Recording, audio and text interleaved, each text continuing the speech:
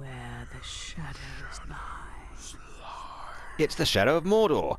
Although the previous line does suggest that there are many shadows. As I say, this is the shadow of Mordor, based on the popular Lord of the Rings novels by J.R. Tolkien, and then again based on the popular movies by Peter Jackson. A director I'm very fond of, although I have to say I found his last couple of years' work a little bit lacking. All the CGI doesn't help.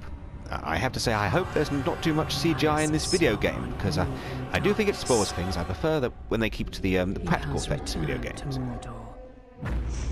Shadow and flame have fallen on the Black Gate. Oh dear. And no more. You see the Black Gate there is disintegrating. So, oh, here he is. Here's Sauron. There's the man himself, looking rather dapper. And here is Boromir. Yes, hello Boromir. Nice to see you again. I suppose this is the Shadow Elm. He's ended up after he died. Oh, and this is another generic, beardy, long-haired fellow. As there seem to be quite a few in Lord of the Rings. Oh, and he's found the Shard. Narsil the Shard. It's a sword that got broken in half when the fellow stabbed Sauron in the side of it, I think. And he's found it. He must be the special one who's born to be king. I'm Selfsamespot, by the way. I am playing this game on the PlayStation 4 console, which I have to say I think is rather good. I got it fairly recently. Enjoying using it, and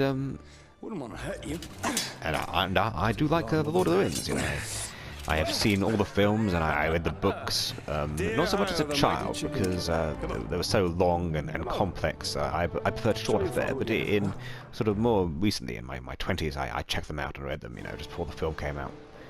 Ooh. Ah, there we go. Block. Now, from what I played of this game, and I played some of it already, it's extremely similar to a sort of, well, I mean, one could almost call it a mashup of other games. For instance, this combat system, and the combat in general, is awfully similar to the Arkham games, namely Arkham City, and the original Arkham Asylum, Arkham Origins. You're not a soldier yet. And other elements of the game seem very similar to the Assassin's Creed games. In particular, large towers one lights up, which you'll see later. Now, as we see now, it is raining heavily, and there are orcs everywhere. Now, this game involves killing a lot of orcs. I mean, a great deal of them, apparently. Let's see, L2, ground execution. There you go. Ooh, ouch. Remember your training. I've always felt that orcs get a bit of a bum rap in the Lord of the Rings world. I mean, there's no good orcs apparently.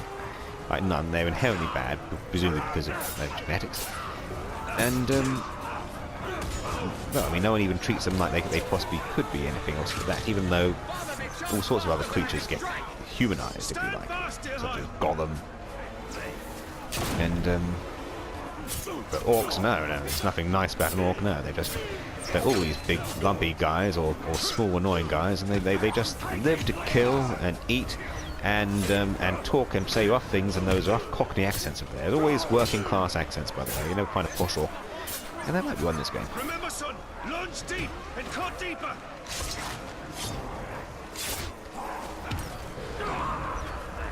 Ooh.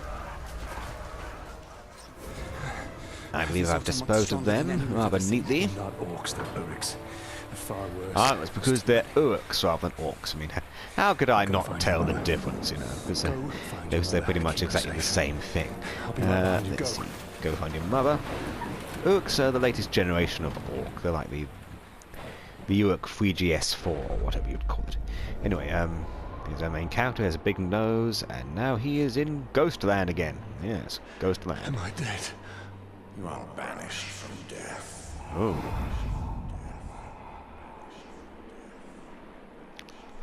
Now, I'll comment a bit more on the story of this in a while, because I've noticed a few similarities to the story of a certain Hollywood movie, which I think will become apparent as we play on a little. Oh dear. I believe that is his wife, who it seems has been fridged, as they say, rather early on in the game. Frankly, you know, lazy writing. Humming. Someone's humming. It's her.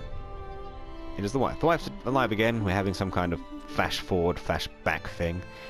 Maybe his whole life is flashing before his eyes, which apparently is a thing that happens just before people die. Although, usually the thing that happens just before they die is they sort of spasm for a bit, and then a bit of drool comes out the side of their mouth. But certainly in my experience. Okay. We're going to sneak up and kiss our wife stealthily. How cheeky, eh? Haha. There you go. Oh, some nice food on the old table. This place looks very lush. Last night I watched the BBC's first adaptation of the Hilary Mantel books, Wolf Hall, which of course are set in a realistic sort of medieval environment around the court of Henry VIII. And there have been complaints in that show about the lighting, because everything's lit very dark. Because it would have been. I mean, most of the time things would have been dark in those days, because if you were indoors, you had no proper interior lighting. You couldn't really light torches everywhere because there'd be smoke. So everyone lived in this half darkness back in the medieval times. Most of the time, people couldn't see one another. Are we both dead? Well, it really was. No. It's something that isn't usually evoked very well in media set in medieval worlds or medieval times. It was done very well in that. Left when we had the chance. Don't move. I'll clear a path. I'm outnumbered. These orcs have been very busy. They've only been here a while, and they've already erected the place, and they've beheaded one of the statues. Oop. Ow!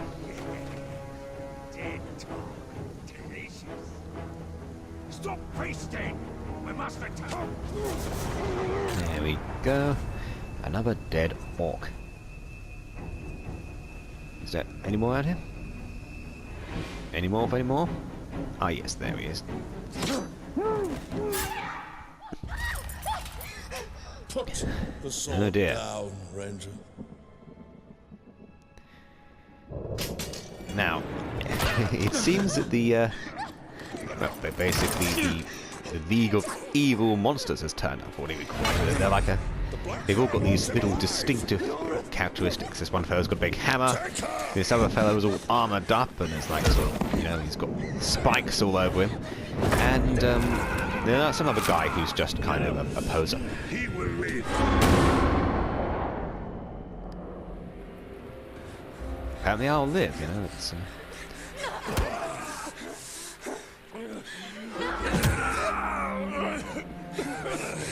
See, and now we have this rather unfortunate scene in which obviously the wife and child are about to be murdered. Spoilers, everyone! Which, as I say, is really lazy writing. I mean, sort of, you know...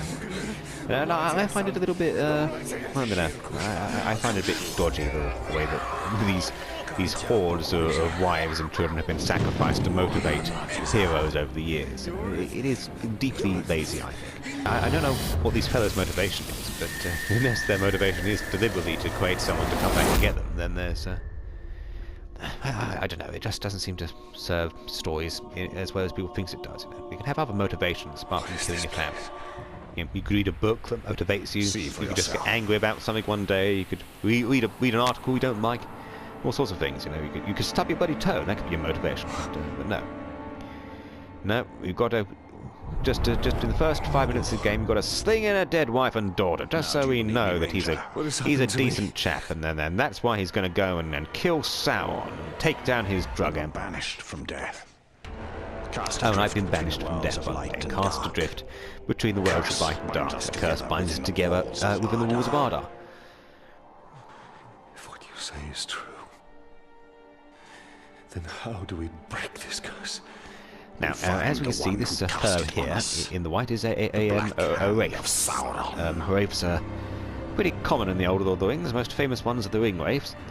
I don't know if there's too many others. I think there might have been one in The Hobbit, or it might have been a barrow wraith or a barrow wight or something. Oh, and there's the Black Gate. Middle-earth, Shadow of Mordor. That's the title, everyone. The title of this game is Shadow of Mordor. Of course, Mordor is a land, well, a mountain kind of thing, so it doesn't technically cast shadow.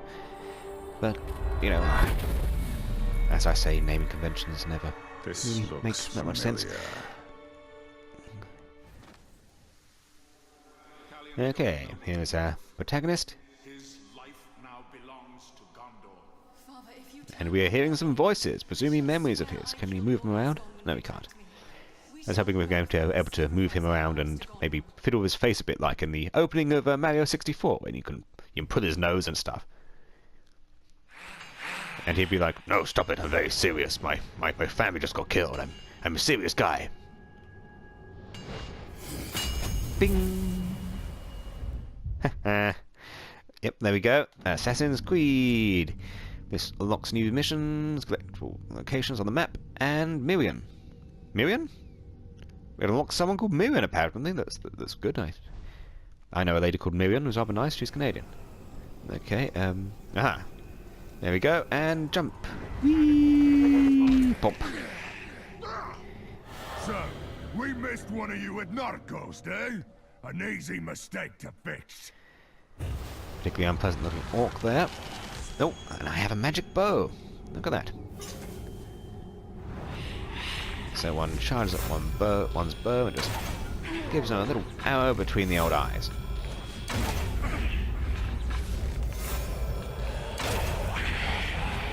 Black Hand wanted them all dead!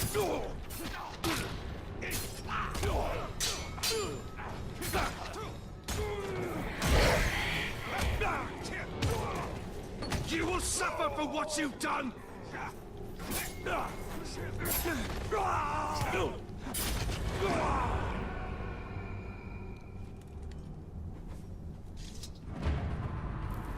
Oh, more orcs. Ah, you can tell this one's particularly bad because he has stuff on his face that looks a bit like a bandit mask, although it's a sort of tattoo or something.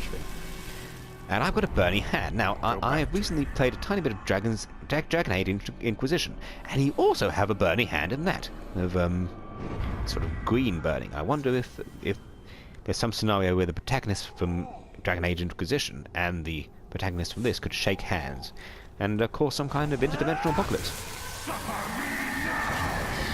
Oh, and now I've turned into Ghost Rider from the Ghost Rider movies. I'm going to find out all this chap's sins. He is a fiend. I can work out the first bit, old chap. Now. What more? A slave I had. Swears he fought him. I sold him for a keg of grog to Gimu the slaver. Ooh, Gimu. Right. These are the captains of Sauron's army. They appear as shadows because you don't yet know their identity. Press X to continue. By interrogating enemies, you can uncover valuable information about these captains. Ah, Captain, my captain. Here we are, Gimu the Slaver. You've heard... His title of the Slaver gives you clues about his role in Orc society. Yes, it does. I'm guessing he deals in food. You have also learned his power rating. This gives you an indication. Power rating. Oh yes, jolly interesting. Yes. Okay, he is located at main mission, which is rather useful since I'm pretty sure that's where I'm going. There you go, old chap. Off you go. There's it. Off you pop. That is where we have to go. If one can trust an orc. Trust has nothing to do with it. His thoughts cannot lie. Mm.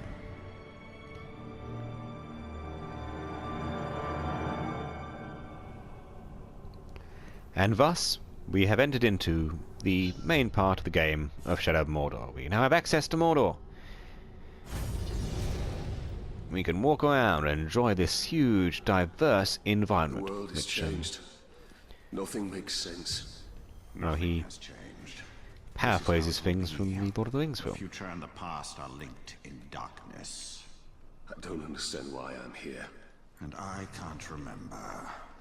Let's go find the slaver. His mind may provide answers. Indeed. Let's find this slaver fella. Oh, I am getting a thing to go over there. I suppose I better go this way. Whee! Bonk. Nope. Someone see me? Any orcs around here? No? No, good. Whoa! Blimey! Okay, we seem to have come across a troll. Whoa, oh, ow, ouch. Okay, fine. Hey, no problem, old boy. Let's see. Oh, hey guys. Oh, you're human. Hi, I'm human too, you know. I'm much bigger than you, so I'm probably from the aristocracy of Middle-earth, who are of course better than everyone else in Middle-earth, which is why they get to run everything. They get to be the king even if they're incompetent or whatever, you know, and all the other stuff that goes on in Middle-earth about hierarchy and, you know, monarchy and lots of other outdated concepts which are enshrined in these movies.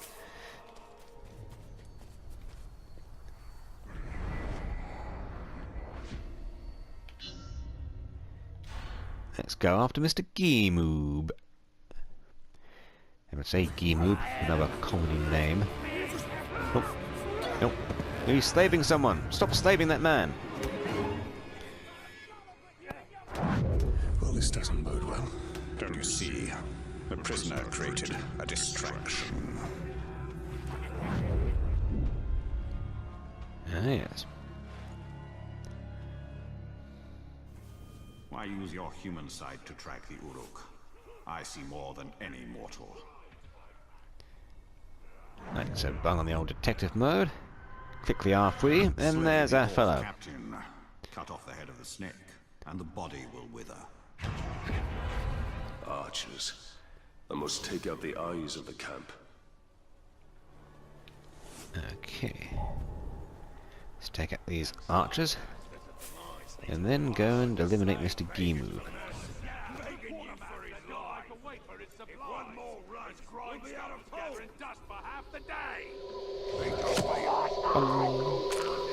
Ouch. Ah, elf shot. Now, this area seems to be rather clearly choreographed. There we go, here's number 2, I believe. Ouch. Oh, I've got an ability point. I can, there we are. I can unlock an ability. Gain ability points, standard tree stuff. Let's have a look here. Ride carrion, ride caragors. Detonate. Elven Swiftless. Strike from above. Impact. Impact. That was good. Yes, I think impact sounds good. I like knocking down my enemies. It gives me time to fight the others. At least that's why I find it in Arkham City. Any slaves trying to escape will starve to death on the pole. Don't think you can get away. I'll teach you. Punish you myself.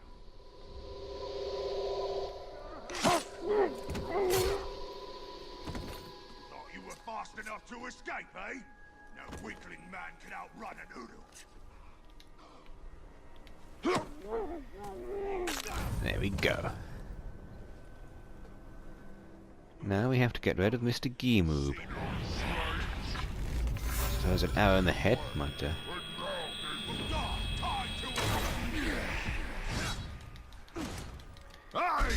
I decided not to go for the solo approach. I'm just going to kill Geemoob the Slaver, because Slavers are particularly low types, you know. Slavery being a hideous, well, you know, a hideous crime to commit upon someone. So I'm going to take out Geemoob in front of all his guys and slaughter them all as an example. In the spirit of emancipation.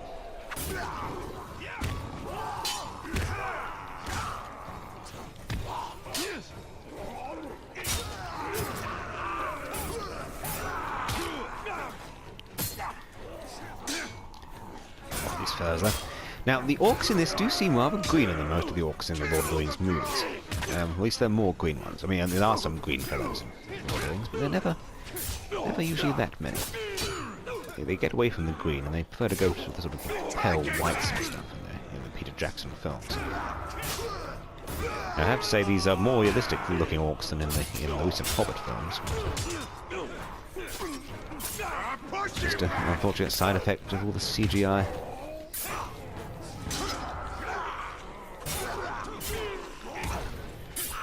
Quite understand, a very common event in a Lord of the Rings movie, if one plays an orc, is to find that one has been replaced by CGI. The fellow played Bolg and filled all sorts of scenes, and then for the second film they took him out and bunged in a computer-generated character. Wouldn't be pleased with that, you know? Ouch. It was like that chap who played Jabba the Hutt in that elitist scene in Star Wars. You know? I mean, he was like, oh great, I get to be this fellow called Jabba the Hutt. And then when the thing finally comes out, years and years later in the special edition, they take him out and replaced him with a badly CGI animated blob. Okay, I killed your chap's gear move. Now wait, it's your turn. You're not going to pay for being so damn unpleasant and slaving people, because slavery is not a good thing. That's right, I am saying right now, slavery I do not think is a good thing. I know it's controversial, but someone's got to say it. Okay. Oh, I've got a rune. I've got a rune! Quick rune. Okay, there we are.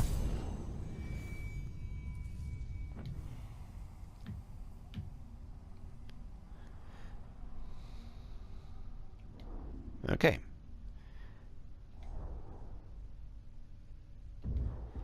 And I've got a rune on my dagger now.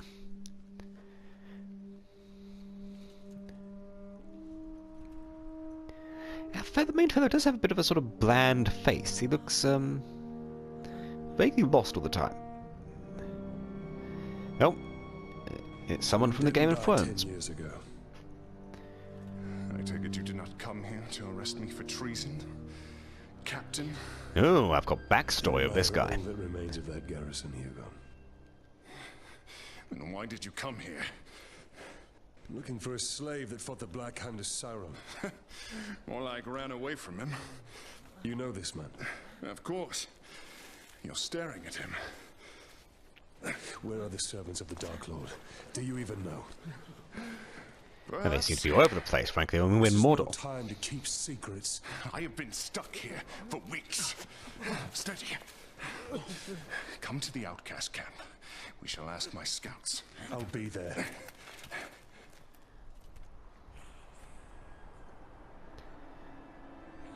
Oh. Well, well, well. Look who's turning up. It's fan favourite Gollum! No. Someone who wants to be seen. We should tread with caution. He should indeed. He's a treacherous trap, that Gollum, when he's being all sneakily. Mission complete, the slaver. Yep, I've got another ability point. I can use to turn my abilities. Oh, and law. Yes. Let's see. Interested party now available. An interested party. Though the phrasing this does seem to sort of randomly recall other things in Lord of the Rings with no real linkage. Now, as I said earlier, I have noticed a intriguing similarity between the plot of this game and the plot of a certain Hollywood blockbuster. I am a ranger. I have been murdered. And now I have been resurrected to take revenge for my murder by a mysterious spirit guide, who may have their own somewhat murky motivation. That's right, this game is a flagrant copy of the Johnny Depp movie The Lone Ranger, which was directed by Gore Verbinski and also starred Arnie Hammer. I don't think there can be much doubt that this game could not exist if that film had not previously existed. It's, well, it's obvious and apparent, and I think that director Gore Verbinski should sue, definitely. Because it's the right thing to do, and because he probably needs the money after the box office.